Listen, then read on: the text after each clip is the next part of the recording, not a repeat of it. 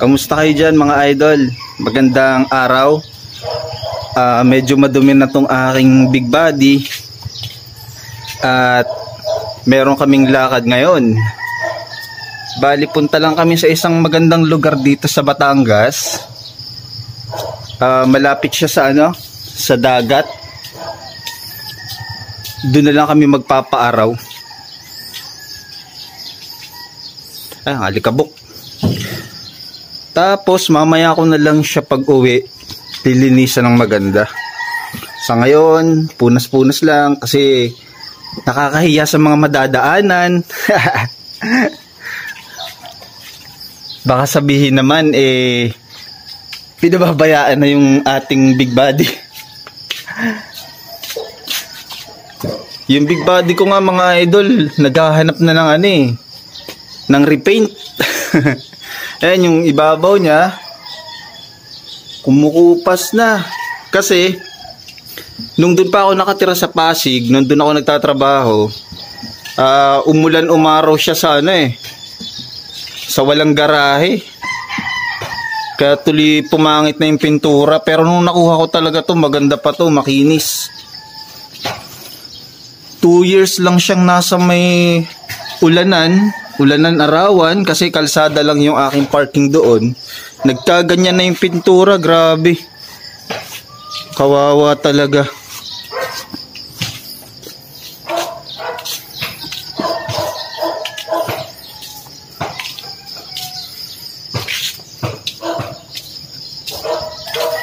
And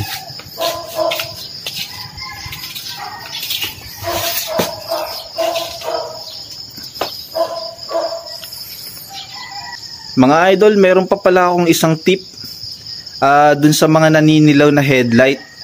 Sayang kasi hindi ko siya nakuhanan para sana may pruweba ako na effective talaga yung ginamit ko. Kung makikita nyo mga idol, kumikintab na ulit yung yung headlight ko. Pero kung naipakita ko sana sa inyo yung before niya, sobrang naninilaw na yan. Tsaka hindi yan yung stock mga idol, bili ko lang yan sa Sarplasan. Plastic lang yan, hindi yan yung bubog. Ginamit ko lang dyan, una, yung brake fluid. Pangalawa, yun namang WD-40 para kumintab ulit siya ng ganyan. Ganda na mga idol, tsaka malinaw na ulit siya kapag ginagamit sa gabi.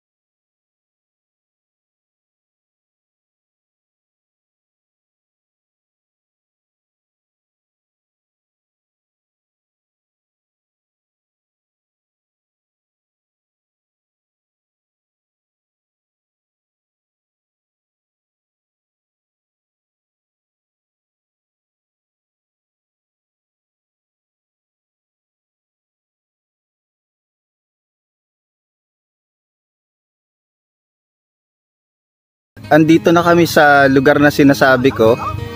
Ito kasing kalsada na to, ginagawa pa to. Ito nga pala lugar na to, sa Imsim. Dito lang din sa Batangas.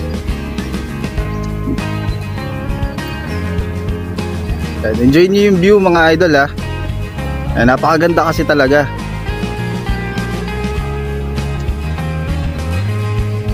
Kung mapapansin nyo mga idol, may malaking bundok dyan. Yan yung bundok ng Makulot.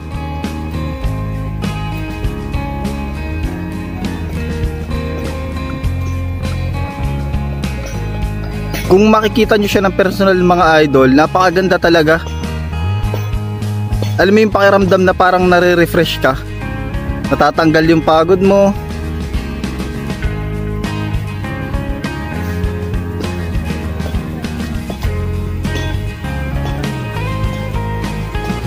Pakita ko rin sa inyo mga idol yung Bulkan ng Taal. Kitang kita rin siya dito. Lakad muna tayo papunta doon.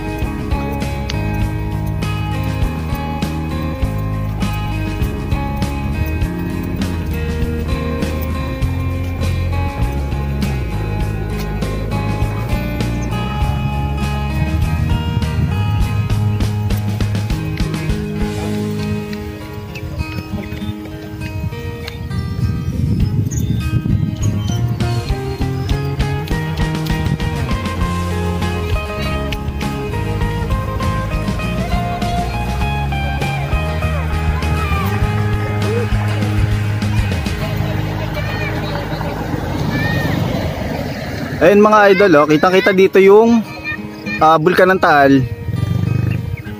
Mapapansin nyo may umuusok-usok pa din kasi ano pa rin medyo active pa rin yan. Hindi pa naman nawawala yung steam na lumalabas dyan.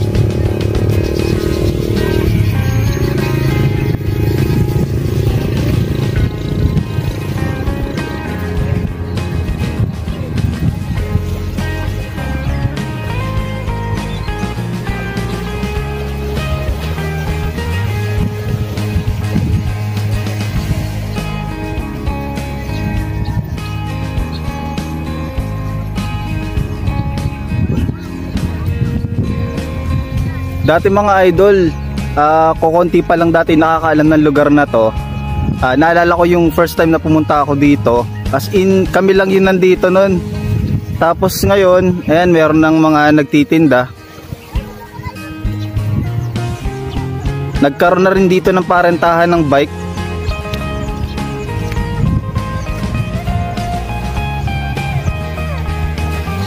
Tapos kapag ganitong umaga, yun nga, dami nagja-jogging, nagbabike. Tsaka mga nagpapaaraw.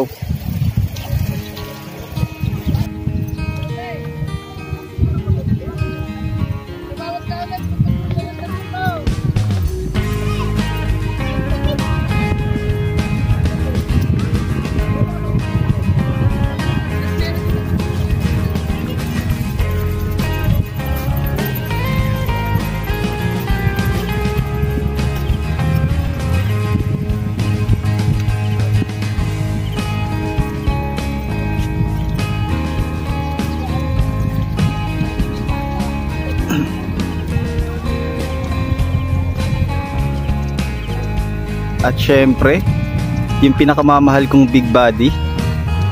Ayan, malayo na naman yung narating. Gumala na naman siya.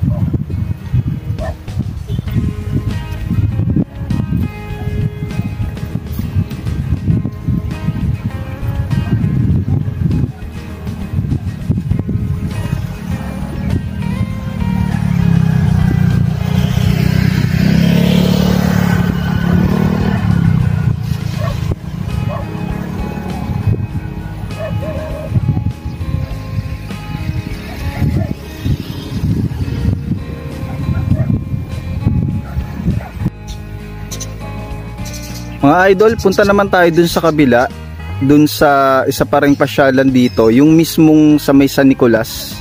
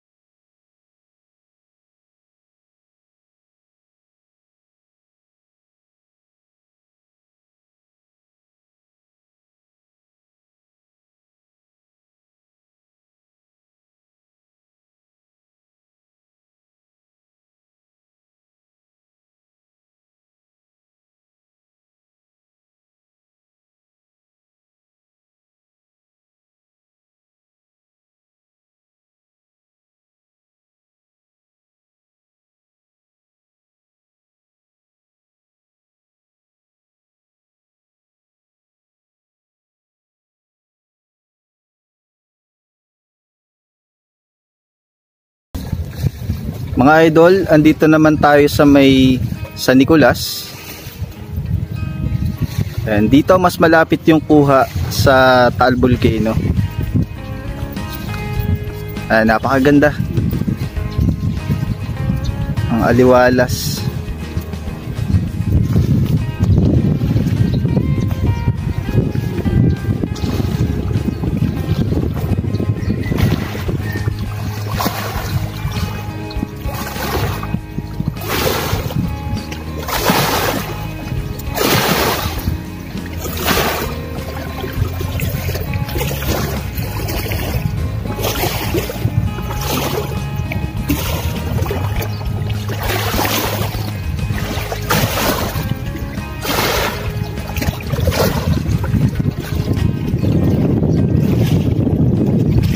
Mga idol, napansin ko lang, napakakonti lang ng tao ngayon dito compare dati. Tingin ko kasi may nakalagay kasi doon, banda doon sa malayo, na bawal pumasok. Ang hindi nila alam, yung part lang na to kasi ginagawa pa lang. Pero yung dito na, may pasukan dito kaya nakapasok kami.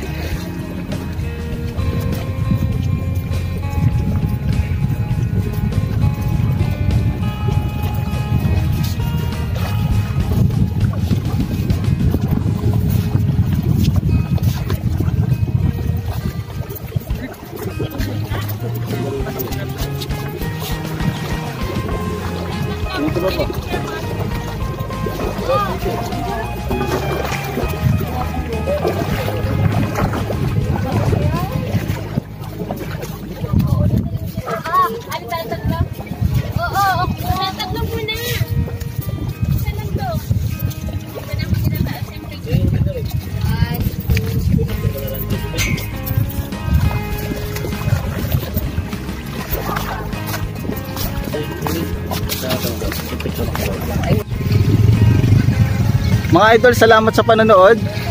Pa-like, share, and subscribe na din. Sana mapuntahan nyo rin to para makita nyo to kung gaano talaga siya kaganda. Ingat sa ating mga biyahe. Salamat!